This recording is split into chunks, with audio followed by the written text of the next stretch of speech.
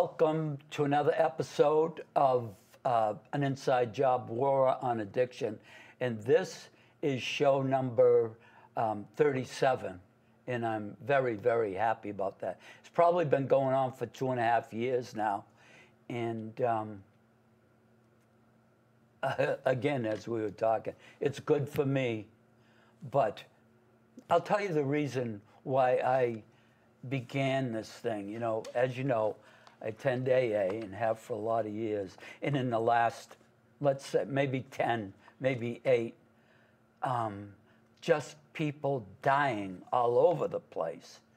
And you can hear about it, but when, like one instance, at a morning meeting, this girl came in, she was doing good, we were all pulling for her, and I don't know, maybe she put 3 weeks together, and then we didn't see her. And she was dead, you know, she was dead. And I had to do something. I do a lot in 12-step, but I had to do something more. And this is it. And this is kind of my focus. I'm staying focused just on this thing. And anyway, I'm happy. So John, welcome again. Thank you, Ron. We just did a half hour, and we took a little break, and we came up with some interesting things to fill in the next half hour. And you had a very good insight. You said that, why don't you say it about, you know, you knew you were an alcoholic and drug addict. Yeah, my first year of coming around, you know, I hadn't drank, you know, by the time I finally sobered up, you know, I hadn't drank in about a year or so. And I had no problem coming to meetings and admitting I was an alcoholic. But the part of acceptance for me was, you know, it was when I had to do, I was forced to do something about my disease. And, you know, and that was about well over a year of sobriety, you know, before I really figured that out. And, you know, so they say sometimes quickly, sometimes slowly, and sometimes not at all. You know, but I was fortunate enough to not drink for a whole year, and that was huge. And that's where I realized that I wasn't accepting the fact that I was an alcoholic. You know, I had no problem admitting, but the acceptance thing was really big for me. That's when Did you think you had one more in you, or? I wasn't clear. I just wasn't content, right. I think is the easiest way. Content. I wasn't content. I was sober, but I wasn't content. And, you know, I managed to go that way for about 3 years into my sobriety. I was sober, but I wasn't content. You know, and then I did an AWOL with the church, with the guys over here. Why don't you explain what that is? So the AWOL, they call it, is a way of life, and we go through the 12 steps of Alcoholics Anonymous. But it's not really an AA sanctioned event. It's, you know, through the church, and you know, it's where I got my first taste of spiritual growth, or what I needed to hear about spiritual growth. I found it in that AWOL, and there was a guy there, this guy Barry, and he'd been through over 30 of them, and he just really opened my eyes up and opened my ears up. You know, he used to say at the start of every time he spoke, he said, you know, I love my God and my God loves me. And boy, that used to get my attention. And at first I thought he was full of crap, but by the end of it, he meant all those things. And that's where it made me really wonder, you know, maybe this sobriety thing really is pertaining to my spiritual values. And, you know, I put them all behind me. As soon as I picked up that drink, I could give two shits about anybody else. I was so selfish and self-centered. All I cared about was another one of those. And, you know, and that was the choices I made. And you know, I'm sure if I think I got another drink in me, I'll go back to that same thought. You know, that my spiritual values will be gone. Right. In an AWOL is a little more concentrated than a regular step meeting, right? Do you spend a couple of weeks on one? It took us, for me, it took us well over a year, because we had some, it was during the winter time, so we had some snow outs and some, you know, we had some weather delays, but there were overeaters there were sex addicts there was a bunch of people fighting drug addiction, a bunch of people fighting alcohol addiction. So it kind of opened my eyes and ears up to, hold on, I'm not the only person who suffers, you know. It was, you know, addiction comes in all forms. I was kind of... Wow, I've never heard of that before. So it opened my eyes up to, hold on a minute, you know, if I just kind of put myself in their shoes. We all get the same in recovery, and that's where I kind of really started to get curious about these 12 steps, and you know, it made me feel comfortable. You know, it started to put me on the ground. I started to find some peace with myself, and it's where I really started to recover from there. You know, I started there, and you know, I was fortunate enough to go through the big book, you know, the 12 steps with a big book sponsor, and I practiced those principles, and it's very, very busy. You know, and that took me another year and a half to do, and you know, now I'm going through the steps again, and you know, just to keep them fresh, to keep me sanctioned, to keep me content. You know, because I was the kid who I was never content. You know, if I was partying over at this place, I was wondering who was partying over this place, and what kind of drugs do they got, and what's this guy doing? I was never content. You know, today I can say I'm finally content. It took me some years, but I'm content. As I had said in the first part of this,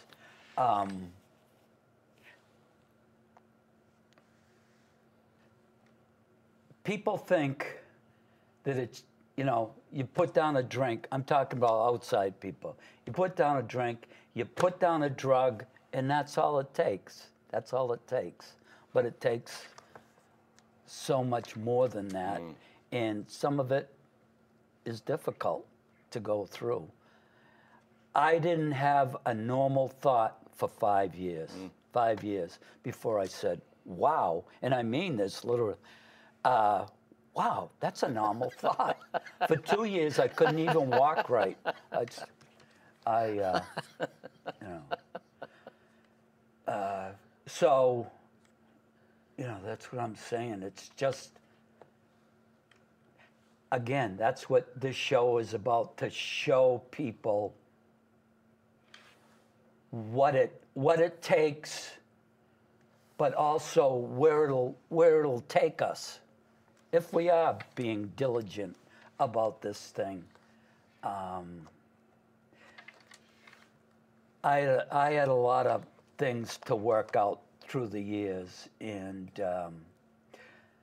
I just took it hard, some of the stuff that I pulled, especially with my kids leaving. But I've been relieved of that. I still think about it, and I thought the other day, you know, you left the kids. I think my oldest son was maybe 10, and so that was that 10-year thing. But of course, I was gone for a long time. But now it's been 37 years that I've been trying to help, and my son has a problem, and right now he's in good shape. But it was that long, in, out, up, everything, at the house, everything. And he's 50. He's going to be 52, 13th of April, and it's taken its toll. He's clean right now, and for us to watch that person, a person, where it can take them,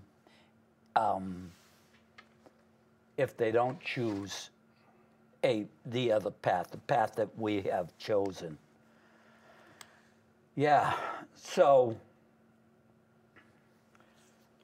now it's 8 years later. Let me go back to that. For 3 years, you were starting to feel comfortable? Yeah, I would say that's a good term. I was starting to feel better. I still wasn't sure why I was coming to AA. No, I really didn't know. Do you now? I do. Okay. I finally do. It took me about 6 years really to figure that out. And what is that reason? I keep pointing. I want to be a better person. I just want to be a better person. Yeah. Yeah. AA gave me a life that I never imagined. That's the God's honest truth. I just never imagined. I didn't think there was a way out. I really, really never thought I'd get relief. I didn't think there was a way out, you know. Early on it was, you know, you guys gave me hope. You guys gave me hope that maybe I could get sober. Maybe. Yeah. I didn't believe it, but, you know, I was sober long enough to figure out that, I had gone beyond hope, and it was faith. I know how to stay sober, and I know how to stay sober today. And, you know, it's on me today. You know, it's my choice to stay sober today. Right. And to be a better human being. And I'm grateful I hung around long enough to figure that out. Right. Because it was a Right. long time, and this stuff is just not for me. And But you have, after that certain amount of time, you are still going to meetings. Yeah. I am still going to meetings 37 years later. Yeah. And I do it because it's working. And as we're talking about, these are the people I know, and these are the people I can identify with. It's tough out there. It's tough out there in the world, but we have some safety, and we know that. Yeah. So let's see. What else? You're 8 years sober. You're still going to AA, and you go to a lot of AA. I go to a lot of meetings. Yeah. And what do you find? We were talking a little about what do you find? I find a lot of relief. Most of the meetings I go to, like I still do a big book step meeting on Monday night with, a closed group. There's only 5 of us. That's the AA Big Book. AA Big Book. And you take a chapter and we do we listen to Joe and Charlie. We do it. We do a big book. We read a step out of the big book. We read a step out of the 12 and 12. We do the little red book, and then we take a step. So we go 1, 2, 3 right through 12 that way, and so we did that. Like I said, we did that last year, the last year and a half, and we took a few months off, and we're starting it all over again to do the same thing, and just to keep it fresh. My belief was you do the steps once and you're done. You'll never have to do them again. Right. But it's trying to incorporate them in my life. I still don't know everything, and I can't put these simple principles to good use every day. I don't drink, but I still struggle with being kind and not being anxious, and I struggle with the simple things. My spiritual values. I struggle with those. Putting those spiritual values to good use. Were you an angry drunk? Extremely. Well, Really? I wasn't an angry drunk. I was angry at the end of my drunk. I was. Yeah. Yeah, I was. It had to wear off at some point, and I hated that part. Yeah. And I was miserable, right? Because I had to think up a new scheme so I could go do it all over again. Don't forget, I was married with a couple of kids at home, Right. and I was always looking for a route to get out, and they paid the price. Yeah. They paid the price. I don't wish that on anybody. And I needed to be I had to be alone. So early in my sobriety, I needed to be alone to figure me out, and I think that's the only thing that got me to AA. Nothing else. I needed to figure out who John was because I had no idea who I was. I created all these material things. I judged a person solely by the material things. Yeah. I was messed up. And if the guy had a big house and he had a lot of cars, he was a success. Little did I know. And I had to figure those things out. What is it that I really wanted? I wanted to be happy in here. I wanted my children to love me. I wanted my ex-wife to love me. Which I'm sure they do. But I didn't love myself, and Right. it took me years to figure that out. Honest to God, I struggle with that. And, I was through those steps. I got to make amends with my daughter, and I've tried to make amends a couple of times to my son. We go to the gym. We spend a lot of time together, and it just I don't want to push it upon him. I want to relieve me from to him, and I'm still working on that. So that's why I went through those steps again, so I can finish my amends. And I want to change that guy. I don't want to go back to that old guy. I really, really don't. And the first step, right? It's bigger than me. It's bigger than me, and I have to admit that to whoever. But I was like, we were talking about boxing and stuff. For me, I was going back in there, man. I wasn't going to give up. I wasn't going to give that right away. And it's like going in and getting beat up, coming back. Rah! And it finally took me below my knees, like on the ground, like that, just, suicide attempts, and it really came down hard for me. Yeah.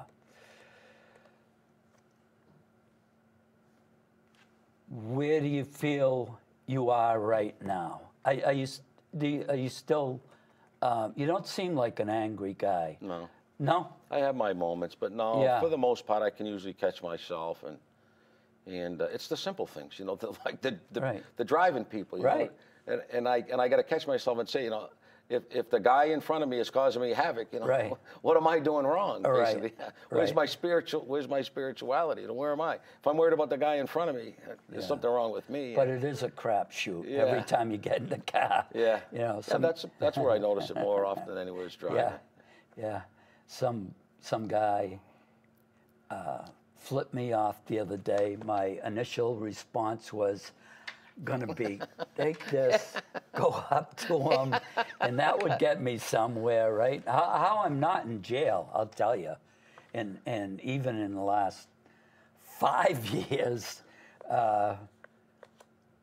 with the cops coming up to the house one day, not for in the house, just out of the house in the neighborhood, somebody was taking advantage of somebody else, and somebody called the cops, and it was a mess. So I still have that. When I blow, you know, with the PTSD also, when I blow, so I have to, and I've gotten better, it's just to be so careful not for that initial blowout, because it just gets worse and worse and worse.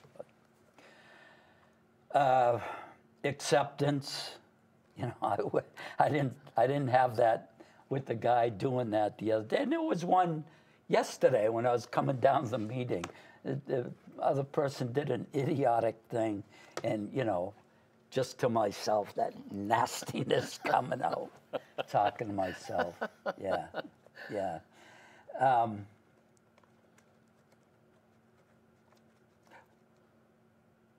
We're winging it here.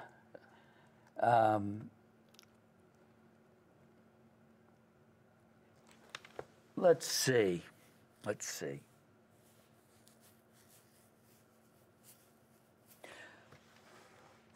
You're feeling pretty good about yourself right now. I mean, we always think we can get better. For me, it's meditation. You know, of course it's AA, but for me, I meditated this morning. It seems to, and it's in the steps, you know, prayer and meditation. But I really try to pay attention, and that can help in so many different ways. One is so the squirrels start running around, you know, thoughts coming from everywhere, and that can calm down. But also rising above some of this stuff, you know, calming myself down, and it's worked. I've been meditating for a long time, and my wife may not agree with this, but she says, I just changed so much. I've changed so much. And why us? You know, why us? Why did we, get sober? What are we, special or something? Right. And I ask that question sometime, and it baffles me, because I didn't have too long to go. I didn't. It was 2 really bad suicide attempts, and then just the last 7 years, it was a constant thought about suicide. And the day that it came to me that my friend Danny was sober for a year, I was going out that window. There was nothing left. There was nothing left of me. I was useless. I was a waste of air.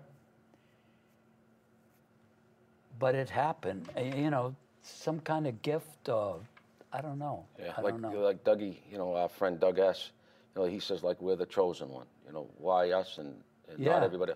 We're the chosen people, you know, and I guess it's our job now to carry the message. And the message is that anybody can get sober. Anybody can clean themselves up. Anybody. Right. If I can do it, you can do it. Anybody can do it.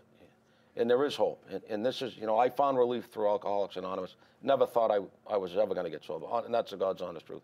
Never cared to get sober, and it's given me so much more. You know, not only hope, you know, not only faith, you know, the friendships that I've created. You know, like all the guys I go motorcycle riding with. Right. The guy, I've been out to Sturgis. All sober. I've been out to, you know, I went to Sturgis, you know, South Dakota. You know, I've been to Daytona. we go to Lake George, me and all the guys, like we talked about Bobby Z and Danny C and Barry W, just 20 or 30 of us take a ride from from Fitchburg, Leominster area all the way to Lake George. We spend a Wednesday, Thursday, Friday, Saturday, Sunday out there just riding motorcycle. Yeah. Not a thought of drinking or drugging, not a thought. Right. Everybody's got sobriety, everybody's got peace with themselves.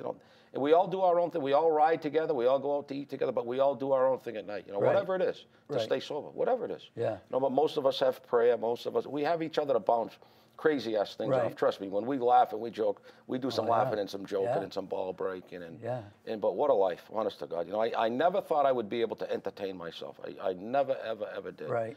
My sister, another person, been sober. She's my AA hero. My really? sister. Yeah, she's been sober over 30 years. She was very fortunate. She got sober when she was 24 years old, and she's my AA hero. And the stuff that she's overcome, and she used to always say, "Why don't you come and try it?" And what the Christ do they know? What do you guys know? Right. But the God's honest truth, you guys knew me better than me. And that's the truth. Right. And we all know the drunk better than himself. Till he sobers up. And my sister's a big book person. She does a lot of big book stuff, and we share a lot of stuff. But in reality, we're just here to help another human being stay sober. That's it. That's all we are, and to bring them kindness and peace, and so we don't have to be that other person. Like I was that other person. I was so self-centered and selfish that it was all about me. Anything to help me. Like I said, I had the 2 kids and the wife, and I still came before them. That's how selfish I was, and it was always the addiction part of me. The booze, the drugs, my friends. I put myself in predicaments I couldn't believe I was in, and it was okay. And I don't want to go back to that life. And I know there's another way out now. And it took me a while to figure that out. And what we have is a gift that we can share with anybody. And when they're ready to hear it, or when they're ready to want it, it's here. It's weird that how this works. A friend of mine called me last night. He's really struggling with the booze, and he just, I talked to him a few times, and the few conversations we had, he always says, "Well, I was never as bad as you." Well, how bad is that? Yeah. Only I know that, or only he knew that. And but he said, "I'm just asking you flat out, can you help me?" I said, "Of course I can help you." "Well, I don't have a license now. Can you come?" I said, "Don't worry. I'll help you with that. That's our job. That's our job, helping you. Right. I'll get you to a meeting. You got to do the same thing I do. Yeah. If you want what I have, if you know what I mean. I may not have what he wants, but I know how to stay sober. And you know how to stay sober. And there are thousands and thousands and thousands of people who know how to stay sober. And when you're ready to hear it, it's right here. And what a gift. Change your life, change your ways. We can be so thick, though, so thick, coming in, right? Even though it's working for a zillion people, I have my own thoughts about that. And I said it the other day. You just have to listen. You don't have to, but it'll be better. Somebody with 45 years or something that's been through a lot of it, not everything, but there's somebody to fill in that space that is left. Yeah, shut up. It's not worth talking about it. I was so stubborn. Somebody at the meeting the other day was saying, and he's in a house, and he's got a year put together, and and I did too. I was at a halfway house, and I didn't like the rules, and boom, boom, boom. And he was bitching about something. And when I see him, I might, even though it's unsolicited, might say, "You're safe." Yeah, I ran a house for 6 years. I understand the drama and everything else that comes to being in a house. 4 minutes, is that correct? 4 minutes. Hey, it's been great, John. I mean it. It takes a lot. I always say it takes a lot to come down here and spill your guts for no money, for no recognition, just to come down and help. And it's a struggle sometime to get somebody in. So thank you, my man. Thank you, Ron.